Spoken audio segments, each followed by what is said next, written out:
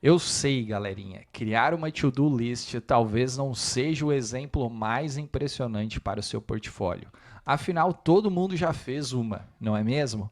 Mas aqui está o ponto: quando você está aprendendo a construir uma API REST de verdade, ela é um dos melhores projetos para entender o básico e aplicar os conceitos que pode fazer a diferença durante a sua entrevista técnica.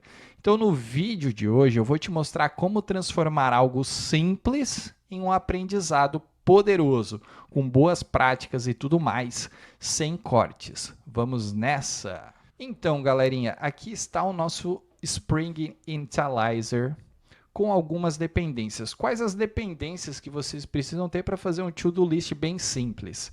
O Spring Web, para trabalhar com RESTful, o Spring Data JPA, para fazer a persistência de dados, e um banco de dados, por exemplo, em memória, como se fosse o H2. Feito isso, basta baixar esse projetinho aqui e abrir no seu VS Code. A primeira coisa que se faz é configurar o application.properties para trabalhar em cima do nosso H2. Aqui você pode printar ou copiar da minha tela, que eu já fiz, para não atrapalhar e não demorar muito o nosso vídeo. Então eu tenho as configurações padrões, né, o data source, que é o URL, driver class name, username e o password. Aqui algumas configurações de console do nosso banco de dados H2, o JPA Hibernate DDL Auto como update e algumas configurações do JPA também para mostrar o que a gente está fazendo, beleza?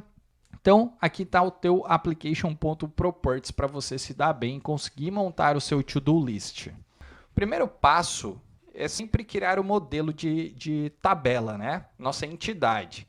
Então, aqui eu crio um pacotezinho chamado model, e dentro do pacote model, eu vou criar minha classe, que eu vou chamar de task.java. O que eu faço aqui na minha classe task.java? Primeira coisa é usar a anotação entity para indicar que essa classe ela representa uma tabela no meu banco de dados. Então, @entity. Perfeito.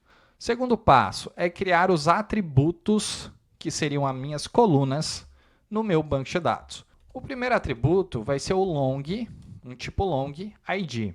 O segundo, uma string, que vai ser o title. O terceiro, eu vou criar um valor chamado description, que vai ser a descrição da minha tarefa. E o quarto, eu vou criar um atributo boolean, que eu vou chamar de completed, para saber se essa tarefa foi completada ou não. O que eu preciso fazer aqui? Eu preciso colocar uma anotação chamada @id, para marcar que o campo id ele vai ser a chave primária da minha tabela. E depois eu tenho que usar a anotação generated value, para fazer com que o meu ID ele seja gerado e incrementado automaticamente. Então aqui eu tenho alguns tipos de estratégias. Eu vou usar o generation type identity. Então aqui está o nosso modelinho perfeito. Quando eu rodar a minha aplicação, ele vai criar minha tabela chamada task com essas colunas no banco de dados. O que eu posso fazer aqui? Criar os métodos gets e sets do que eu for usufruir. Como eu ainda não sei o que eu vou usar, eu vou deixar essa classe neste formato. O próximo passo é criar a nossa classe repositório. Essa classe, que na verdade ela é uma interface, ela vai servir como uma ponte, como um contrato aqui da nossa aplicação com o banco de dados. Então eu vou criar um pacote chamado repository, padrãozinho Spring, que eu vou chamar de task repository.java. Ela vai ser uma interface e ela vai ter a anotação de repository. O que mais que essa classe vai ter? Ela simplesmente vai estender, usando herança, uma classe chamada JPA Repository. Essa classe aqui, ela já traz algumas, é uma interface, né? Ela já traz algumas implementações prontas para operações básicas de CRUD, beleza? Então, eu vou tipar ela aqui como meu objeto task de long. Deixa eu só importar aqui. Beleza, então aqui está o nosso repository. Como a gente está herdando o JPA Repository, A gente não precisa implementar nada manualmente, porque ela já oferece métodos como save, find by ID, find all e delete, e outros que a gente pode utilizar. Só o fato da gente estender essa classe significa que a gente já pode utilizar estes métodos. E por último, a gente precisa do quê? De uma classe chamada Task Controller, que ela vai ficar no pacote Controller. Então, vou criar um novo arquivo aqui chamado Task Controller.java. Como isso aqui vai ser um controlador, ela precisa ter uma anotação chamada REST Controller. E uma outra anotação que é o Request Mapping, porque ela vai definir o caminho base da nossa API. Então, aqui, ó, REST Request Method Mapping, aliás. E aqui eu vou passar o caminho aqui, ó, API /tasks. Beleza. Ah, Matheus, por que eu uso esse REST Controller? Essa anotação REST Controller, ela informa ao Spring que essa classe é responsável por receber e responder às requisições deste endpoint aqui. Beleza? Show de bola. Qual que é o próximo passo? A gente ter uma variável aqui do tipo Task Repository para a gente poder explorar aquela nossa interface. E aqui nós vamos utilizar uma anotação chamada AutoWared. AutoWared é uma injeção de dependência do Task Repository. Ela é muito próximo de eu criar um construtor passando o repository e fazendo a associação, fazendo a atribuição nele. Tá? Então, o AutoWared ele faz isso automaticamente para a gente. Beleza? E agora aqui, para fazer a nossa to-do list, basta a gente ter os nossos métodos. Né? O primeiro eu vou chamar de getMapping, que ela vai me retornar o quê? Como ele vai ser um get e ele vai me retornar todas as tasks. Então, aqui eu tenho que ter uma list, né, do Java útil, do tipo task, importar. O nome do método eu vou chamar de getAllTasks, neste formato. Eu não vou precisar passar parâmetro nenhum. E eu não vou passar nenhum endpoint. Por quê? Quando eu for colocar /API /tasks, ele vai chamar este meu getAllTasks aqui, porque eu não estipulei um endpoint aqui específico para esse getMapping. Então, ele vai ser como se fosse usar o raiz aqui, tá? Então, o que eu tenho que retornar para ele? Eu tenho que pegar o nossa interface, que é o nosso repository, .findAll. Eu não falei para vocês que só o fato de eu estender o JPA repository, eu tenho alguns métodos que eu possa utilizar. Então, aqui eu estou usando o primeiro, ó, findAll. Beleza?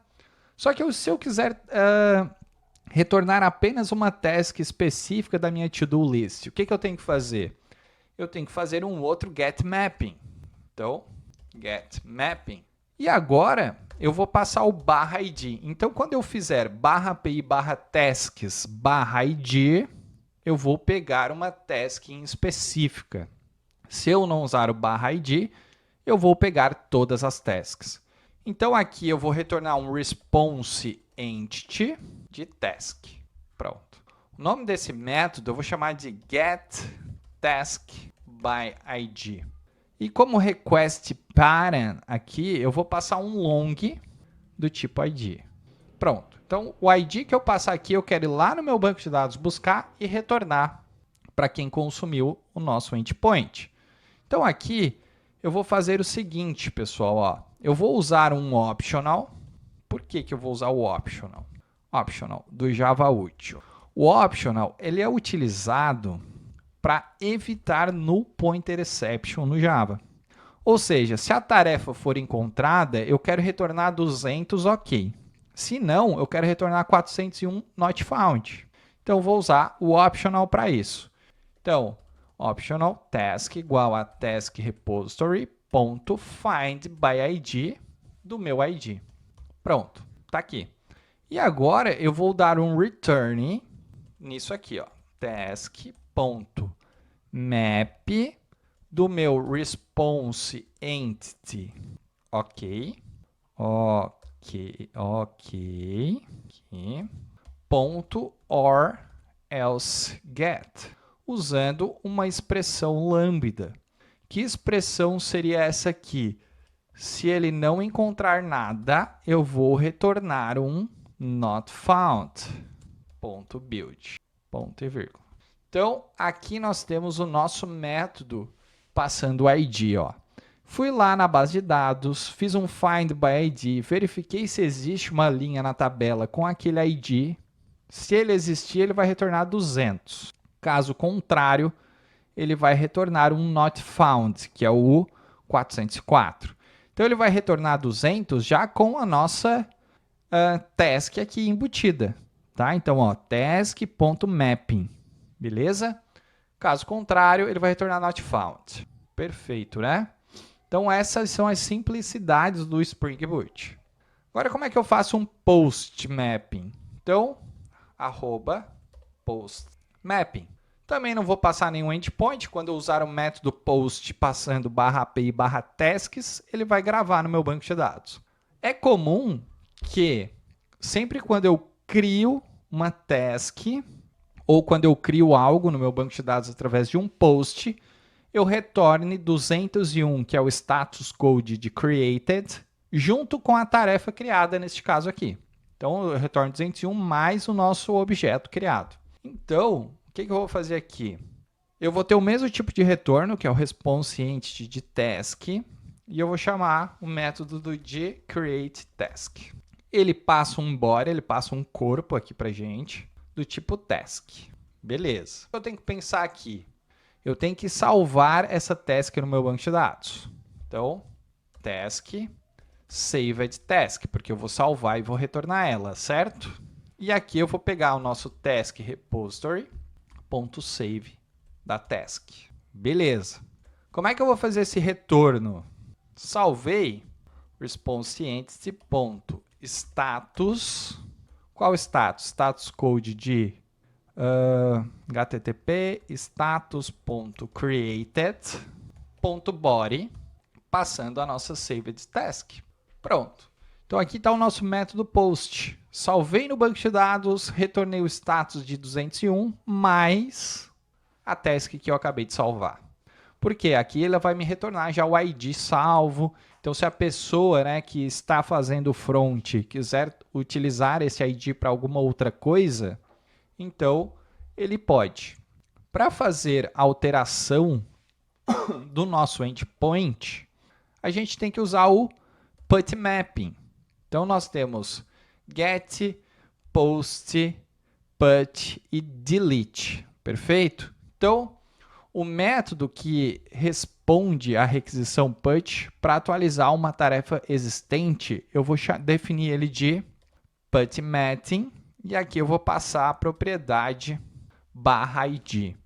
E ele vai seguir o mesmo padrão dos outros. Ó. Vou pegar nosso response entity de task e vou chamar de update task. Beleza. Aqui, como pet variable, vou passar o long id e um objeto task que eu vou editar. Então, task detail. Como é que vai funcionar o meu put aqui?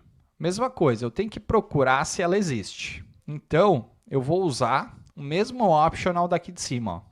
Ctrl C, Ctrl V. Se fui lá no banco de dados, deu find by ID, encontrei, então o meu task.isPresent vai estar preenchido. Beleza? Else, eu vou fazer o quê?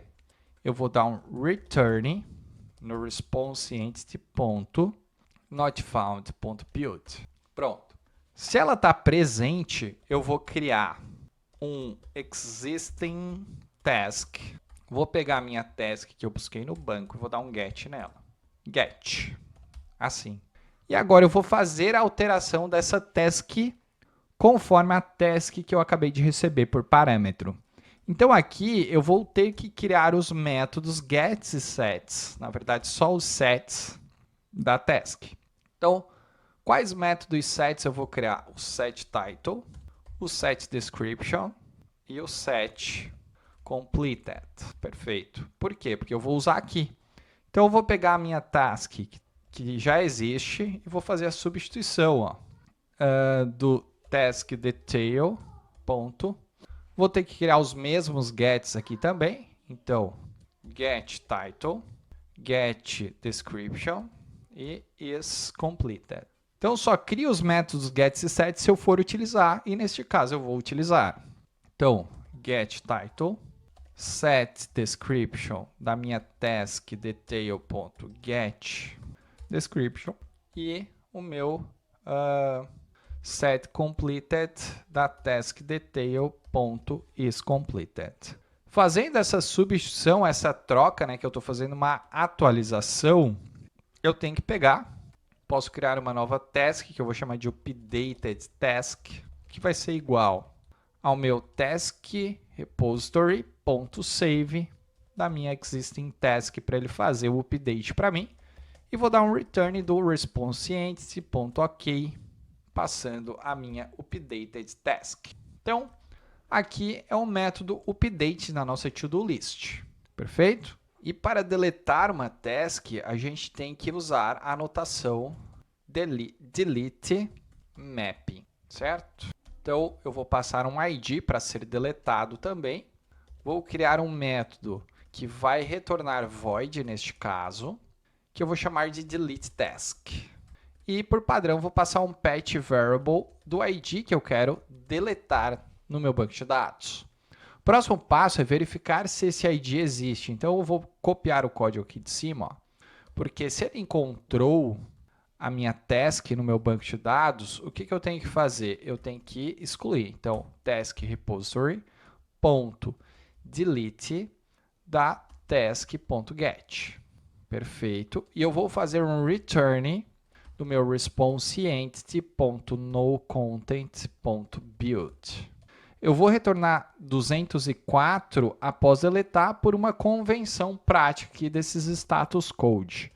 E um else fazendo um return do response.entity.notfound.build para retornar 404 se a tarefa não for encontrada no meu banco de dados. E aqui eu tenho todas as minhas aplicações do nosso to-do list. Então, isso aqui, o que é legal para quem está iniciando? Começar a explorar estes métodos, começar a trabalhar em cima de optional, começar a ver como os endpoints funcionam, começar a ver como retornar o status code correto. Depois a gente pode incrementar aqui com validações. Então, por isso que eu acho que é muito importante a construção de uma to-do list para quem está começando. Agora é só rodar este programinha aqui e testar com o seu software preferido. Eu estou usando o Thunder Client, mas você pode criar rotas e utilizar o Postman para fazer qualquer tipo de testes aqui na sua API.